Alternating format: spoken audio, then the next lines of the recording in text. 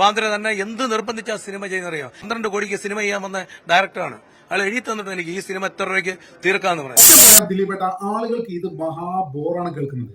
താൻ ഒരു തെറ്റും ചെയ്തില്ല എന്നും തനിക്കെതിരെ നടന്ന ഗൂഢാലോചനയാണല്ലോ എന്ന് പറഞ്ഞിട്ടുള്ള അങ്ങയുടെ ഇരവാദം സത്യം പറഞ്ഞാൽ നല്ല വെറുപ്പിക്കലായിട്ടാണ് മിക്ക ആളുകളും കാണുന്നത് എന്നുള്ള യാഥാർത്ഥ്യം അങ്ങ് മനസ്സിലാക്കണം. ഇരവാദം കൊണ്ടും കരച്ചിൽ കൊണ്ടും സിനിമയെ കരകയറ്റാമെന്ന് ആരും വ്യാമോഹിക്കണ്ട. നിങ്ങൾ മാത്രമാണ്, സിനിമാക്കാർ മാത്രമാണ് ബുദ്ധിമാന്മാരെ, ഈ സിനിമ കാണുന്നവരൊക്കെ മണ്ടന്മാരാണെന്നുള്ളതെന്ന് ധാരണ ആർക്കെങ്കിലും ഉണ്ടെങ്കിൽ അതൊക്കെ നിങ്ങൾ അവസാനിപ്പിക്കണം. നിങ്ങളെപ്പോലെ തന്നെ പ്രേക്ഷകരും അതീവ ബുദ്ധിയുള്ളവരാണ്.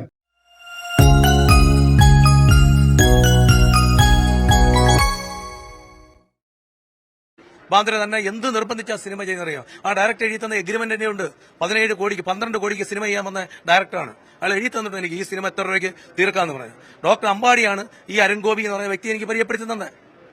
അയാൾ ഇന്ന് വരെ ആ സിനിമ വിൽക്കാനുള്ള താല്പര്യം ഇന്ന് വരെ കാണിച്ചിട്ടില്ല. അയാൾ ഇപ്പോഴും പണം പ്രൊഡ്യൂസ് ചെയ്യുന്നുണ്ട്.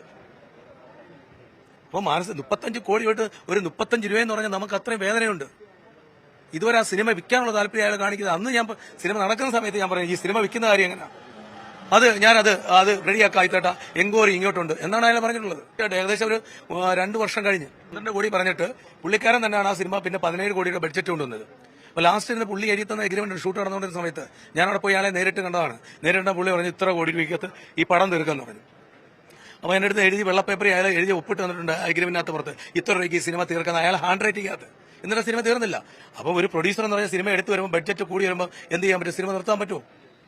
നമ്മുടെ അടുത്ത് ബ്രേക്ക് ചെയ്ത് അത്ര മാനസികമായിട്ടുള്ള വിഷമം നമുക്കുണ്ടായിട്ടുണ്ട്. മലയാള സിനിമയിൽ ഇന്ന് ഏറ്റവും കൂടുതൽ ചർച്ച ചെയ്യുന്ന ഒരു വിഷയം എന്താണോ? അത് നിർമ്മാണത്തിലെ സുതാര്യതയും സാമ്പത്തികത്തിലെ അച്ചടക്കവുമാണ്. സിനിമയെ സംബന്ധിച്ചിടത്തോളം 2 വർഷം മുന്നേ റിലീസ് ചെയ്ത ബാന്ദ്ര എന്ന ദിലീപ് ചിത്രത്തിന്റെ, അരുൺ ഗോപി സംവിധാനം ചെയ്ത ദിലീപ് ചിത്രത്തിന്റെ നിർമ്മാതാവായ അജിത് വിനായക ഇത്തരത്തിൽ ഞെട്ടിക്കുന്ന ഒരു കണക്കാണ് കഴിഞ്ഞ ദിവസം പുറത്തു പറഞ്ഞത്. അതാണ് നമ്മളിപ്പോ കേട്ടത്. 12 കോടി രൂപയിൽ നിർമ്മാണം തീർക്കാമെന്ന് പറഞ്ഞിട്ട് സംവിധായകൻ അരുൺ ഗോപി സ്റ്റാർട്ട് ചെയ്ത ഒരു പ്രോജക്റ്റാണ് ബാന്ദ്ര. അവസാനം അത് തീർന്ന് തിയേറ്ററിൽ എത്തിയപ്പോ ചെലവ് ഏകദേശം 34 കോടിയായി. അതായത് പറഞ്ഞതിനേക്കാൾ 2 ഇരട്ടി കോസ്റ്റ് വന്നു ബാന്ദ്ര എന്ന ചിത്രത്തിന്റെ നിർമ്മാണ ചെലവ്.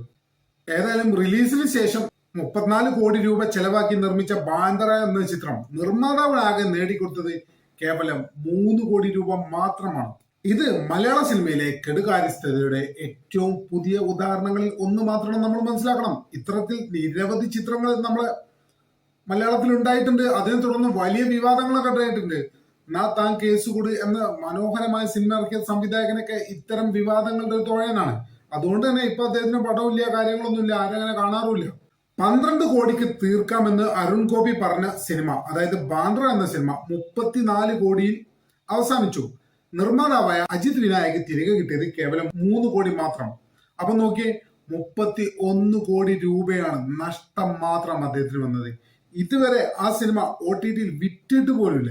ഇങ്ങനെയൊക്കെ ഒരു സാഹചര്യം വരുമ്പോ എന്താറോ, 12 കോടി 1 രൂപ ആവുന്ന ആ നിമിഷം ഉണ്ടല്ലോ, ആ നിമിഷം തന്നെ ഈ ചിത്രത്തിന്റെ ഷൂട്ടിംഗ് പാക്കപ്പ് ചെയ്യണമെന്നാണ് എന്റെ അഭിപ്രായം. അങ്ങനെ ഒരു പക്ഷേ ഈ ബാന്ദ്ര എന്ന ചിത്രത്തിന്റെ കാര്യത്തിൽ നിർമ്മാതാവ് കൂടിയ അജിത് വിനായക ഇത്തരമൊരു നടപടി എടുത്തിരുന്നെങ്കിൽ അദ്ദേഹത്തിന് 12 കോടി രൂപ മാത്രമായിരുന്നു നഷ്ടപ്പെടുക.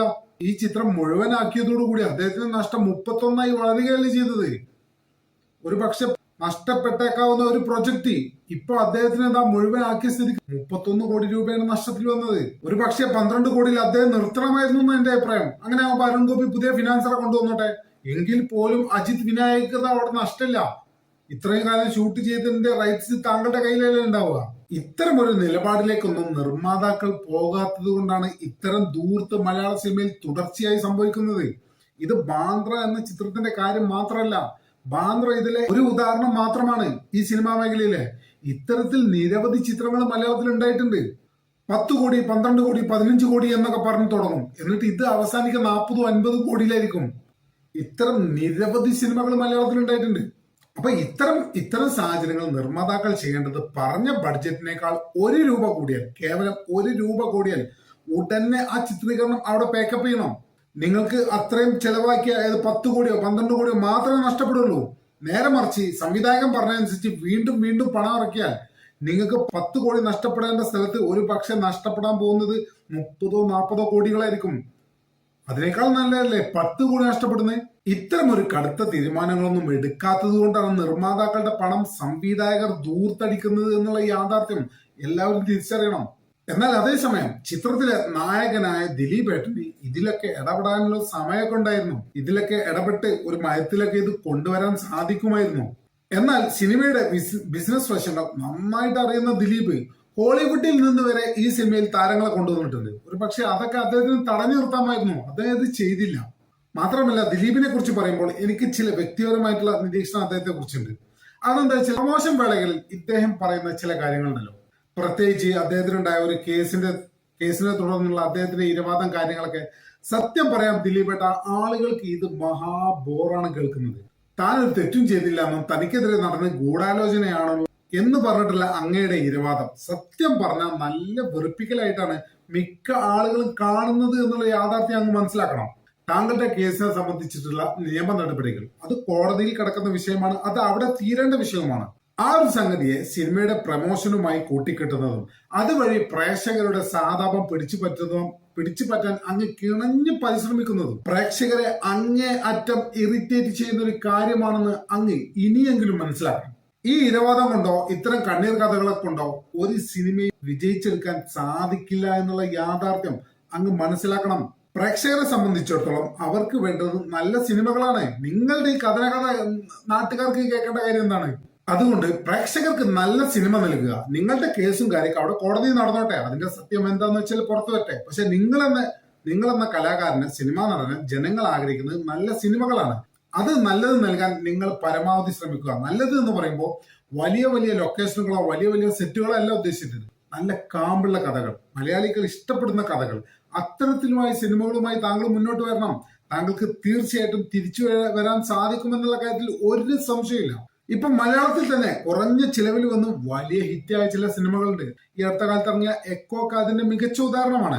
കൃത്യമായ പ്ലാനിങ്ങോടെ ഉണ്ടാക്കിയെടുത്ത ഈ ചിത്രത്തിന്റെ കണ്ടന്റ് വൈസ് കണ്ടിട്ട് നെറ്റ്ഫ്ലിക്സ് എന്ന ഇന്റർനാഷണൽ OTT ബ്രാൻഡ് എക്കോയെ ഇങ്ങോട്ട് സമീപിക്കുകയായിരുന്നു. അത് മനസ്സിലാക്കണം നമ്മള്. സിനിമയെ സംബന്ധിച്ചിടത്തോളം അതിലെ ആഡംബരങ്ങളല്ല, മറിച്ച് മികച്ച ഗുണമേന്മയും കൃത്യമായ പ്ലാനിങ്ങുമാണ് എക്കോ പോലുള്ള സിനിമകൾ വിജയമാവുന്നതോടെ നമ്മുടെ മുന്നിൽ വഴി കാണിച്ചു തരുന്നത്. വലിയ ബജറ്റോ വലിയ സെറ്റുകളോ അല്ല ഒരു സിനിമയെ മികച്ച വിജയമാക്കി മാറ്റുന്നത്, മറിച്ച് മികച്ച തിരക്കഥയും സാമ്പത്തിക അച്ചടക്കവും തന്നെയാണ് മികച്ച സിനിമകൾ ഉണ്ടാവുന്നതിന്റെ ഒരു പ്രധാന കാരണമെന്ന് പറയുന്നത്. അതുകൊണ്ട് തന്നെ എല്ലാ തരത്തിലുള്ള അഭ്യാസങ്ങളും സിനിമയിൽ അഭിനയിക്കുന്ന എല്ലാവരും നിർത്തണമെന്നാണ് എനിക്ക് പറയാനുള്ളത്. അല്ലാതെ സിനിമ റിലീസാവുന്ന സമയത്ത് തിയേറ്റർ വിസിറ്റ് ഒക്കെ നടത്തി ആളുകളോട് 2 തമാശയൊക്കെ പറഞ്ഞ് ഏതെങ്കിലും യൂട്യൂബ് ചാനലിന് 2 ഇന്റർവ്യൂ എടുത്ത് അതിൽ 2 ചളി കോമഡി ഒക്കെ പറഞ്ഞ് അതിൽ തന്റെ കഥനകഥൊക്കെ പറഞ്ഞ് കരഞ്ഞ് മെഴുകി ഇതുകൊണ്ടൊന്നും നാട്ടുകാർ സിനിമക്ക് കയറാൻ പോണില്ല. ഒരു സിനിമ കാണണമെങ്കിൽ വലിയ തുക നൽകേണ്ടതുണ്ട്. അതുകൊണ്ട് തന്നെ പ്രേക്ഷകർ എന്ന് പറയുന്നത് വളരെ സെലക്റ്റീവാണ് സിനിമയൊക്കെ കാണുന്ന കാര്യത്തില്. അങ്ങനെ എല്ലാ പടങ്ങളും ചവറ് പോലെ കാണുന്ന പ്രേക്ഷകർ ഇപ്പൊ ഇല്ല. സിനിമയിൽ വിശ്വാസം വേണമെങ്കിൽ നല്ല കണ്ടന്റ് തന്നെ വേണം. അല്ലാതെ സെലിബ്രിറ്റികളുടെ അഭ്യാസം കൊണ്ടൊന്നും ആളുകൾ തിയേറ്ററിലേക്ക് വരില്ല എന്നുള്ള യാഥാർത്ഥ്യം ഇനിയെങ്കിലും സെലിബ്രിറ്റികൾ മനസ്സിലാക്കേണ്ടത് വളരെ അത്യാവശ്യമാണ്. ഇനി സിനിമ നിർമ്മിക്കുന്ന നിർമ്മാതാക്കളോടാണ് ചില കാര്യങ്ങൾ പറയാനുള്ളത്. സിനിമയിൽ ഇൻവെസ്റ്റ് ചെയ്യുക എന്ന് പറയുമ്പോൾ അത് കേവലം പ്രശസ്തിക്ക് വേണ്ടി മാത്രമാകരുത്. ലാഭമില്ലെങ്കിലും നിങ്ങൾക്ക് നഷ്ടം വരാതെ നോക്കണം എന്നുള്ളത് നിങ്ങൾ തീരുമാനിക്കേണ്ട കാര്യമാണ്. അതുകൊണ്ട് തന്നെ പറഞ്ഞ ബജറ്റിന്റെ പരിധി കഴിഞ്ഞാൽ സംവിധായകന്റെ പറയപ്പെട്ട പ്രതിഫലം വെട്ടിക്കുറക്കുന്ന രീതിയിലുള്ള പ്രോഫിറ്റ് ഷെയറിംഗ് പോലുള്ള കരാറുകൾ ഇത്തരം അവസരത്തിൽ നിർബന്ധമാക്കണം. സിനിമയിലെ പ്രൊഡക്ഷൻ കൺട്രോളർമാരുടെയും ലൊക്കേഷൻ മാനേജർമാരുടെയും ദൂർത്ത് അവസാനിപ്പിക്കാൻ നിർമ്മാതാവ് നേരിട്ട് നിയമിക്കുന്ന ഒരു കോസ്റ്റ് കൺട്രോളർ ഇത്തരം മേഖലകളിൽ, ഇത്തരം സെറ്റുകളിൽ അത്യാവശ്യമാണ്. ചുരുക്കി പറഞ്ഞാൽ അമിതമായി പ്രതിഫലം ആവശ്യപ്പെടുന്ന നടന്മാരാകട്ടെ, സംവിധായകരാകട്ടെ, മറ്റു അണിയറ പ്രവർത്തകരാകട്ടെ, അവരോടൊക്കെ നോ എന്ന് പറയാനുള്ള ധൈര്യം നിർമ്മാതാക്കൾ ഇനിയെങ്കിലും കാണിക്കണമെന്നാണ് നമ്മളെ പോലുള്ള ആളുകളുടെ റിക്വസ്റ്റ്. അവസാനമായി ഇപ്പറയപ്പെട്ട അരുൺ ഗോപി ഉൾപ്പെടെയുള്ള സംവിധായകരോടാണ് നമുക്ക് പറയാനുള്ളത്. നിർമ്മാതാക്കൾക്ക് നേട്ടമുണ്ടായാൽ മാത്രമേ സിനിമ ഇൻഡസ്ട്രിക്ക് പോലും ഇവിടെ നിലനിൽപ്പുള്ളൂ. അജിത് വിനായകയെ പോലുള്ള പുതിയ നിർമ്മാതാക്കൾ ഇവിടെ നിൽക്കുക, ഇവിടെ ഉണ്ടായിരിക്കുക എന്നത് സിനിമയുടെ ആവശ്യമാണ്. അതുകൊണ്ട് തന്നെ സിനിമയുടെ ചെലവിന്റെ കാര്യത്തിലുള്ള ഒരു സാമ്പത്തിക അച്ചടക്കത്തിന് കർശനമായിട്ടുള്ള നിയമവ്യവസ്ഥകൾ കൊണ്ടുവരേണ്ടതുണ്ട്. പ്രത്യേകിച്ച് നിർമ്മാതാക്കളുടെ സംഘടന അത്തരം കാര്യങ്ങളൊക്കെ ഉണ്ടല്ലോ, അതുവഴിയെങ്കിലും കൊണ്ടുവരാൻ സാധിക്കണം.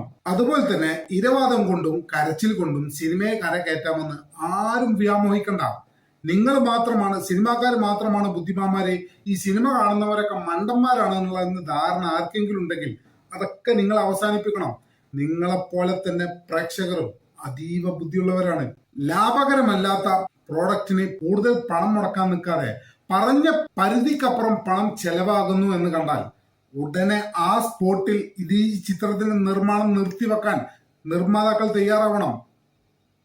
നിർത്തിവെക്കുമ്പോൾ എന്താ സംഭവിക്കുക? ഈ സിനിമ ആരാണോ സംവിധാനം ചെയ്തുകൊണ്ടിരിക്കുന്നത് അയാളുടെ ഭാവി തുലാസിലാവും. അല്ലാതെ ഏതായാലും ഇത്ര ചെലവാക്കി എന്നാ പിന്നെ ഇത്രയും കൂടി കിടക്കട്ടെ എന്ന് പറഞ്ഞാൽ നിങ്ങൾ വീണ്ടും ചെലവാക്കാൻ നിന്നാൽ ഈ ചെലവാക്കുന്നത് കൂടിക്കൊണ്ടേയിരിക്കും. അതുകൊണ്ട് ഇത്തരം മണ്ടത്തരത്തിലൊന്നും നിർമ്മാതാക്കൾ ചെന്ന് പെടാതിരിക്കുക എന്നുള്ളതാണ് ഒരു പ്രധാനപ്പെട്ട കാര്യം. അവസാനമായി മലയാള സിനിമയിലെ ആളുകളോട് പറയാനുള്ള ഒരു ഒറ്റ കാര്യമാണ്, പണം മുടക്കുന്നവന്റെ മുതൽ സംരക്ഷിക്കപ്പെടാത്ത ഒരു ഇൻഡസ്ട്രിക്കും അധിക കാലം നിലനിൽപ്പില്ല എന്നുള്ള യാഥാർത്ഥ്യം നിങ്ങൾ ഇനിയെങ്കിലും തിരിച്ചറിയണം. വർഷം തോറും 200-ഉം 300-ഉം സിനിമകൾ ഇറങ്ങിക്കൊണ്ടിരിക്കുന്ന മലയാളത്തിൽ ഇപ്പോൾ വരുന്നത് 150-ൽ താഴെ ചിത്രങ്ങൾ മാത്രമാണ്. ഒരിക്കൽ കൂടി ഓർമ്മപ്പെടുത്തുകയാണ്. നമ്മുടെ ചാനൽ ഇതുവരെ സബ്സ്ക്രൈബ് ചെയ്തിട്ടില്ലാത്ത ആളുകൾ ഇപ്പോൾ തന്നെ സബ്സ്ക്രൈബ് ചെയ്ത് പിന്തുണ വളരെ വിനിതമായി മറ്റൊരു വീഡിയോയുമായി ഒട്ടും വേഗം തന്നെ കാണാമെന്ന പ്രതീക്ഷയോടെ